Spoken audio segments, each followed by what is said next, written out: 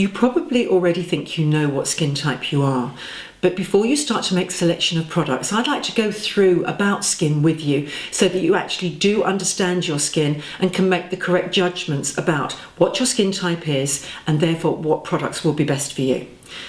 Skin types are really not that complicated. They fall into basically 4 categories.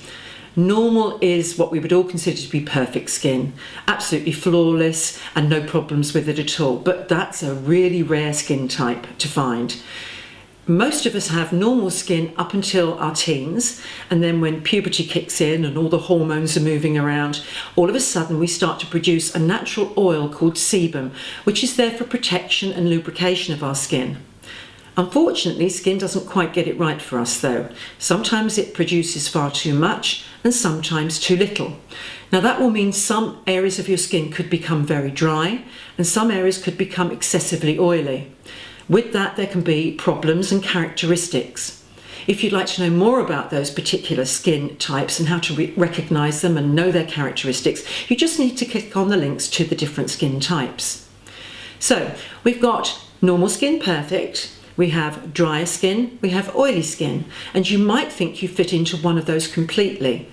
But most people actually fall into what's called combination skin, which is a mix of all of these, where you have some normal areas, very often the cheeks, some sensitive areas and drier areas, and then you have the oilier areas and maybe blemishes, a complete mix of all sorts of characteristics and feelings on your skin. So how do you recognise them and what do we do about them? The first thing to do is establish which skin type you are. Skin types again are normal, perfect, drier with less of the natural lubrication sebum, and oilier with far too much of this natural lubrication. Or a combination where you have a mix of all of them. Sensitivity is actually not a skin type because any one of those skin types can be sensitive. It's more normal for, say, the dry skin to be more sensitive because it hasn't got this natural protection of the oily lubrication on its surface. But even an excessively oily skin can be sensitive, and that's often caused by the products that you're using to combat the oiliness, because some of those products can be very harsh and create sensitivity. Maturity also is not a skin type.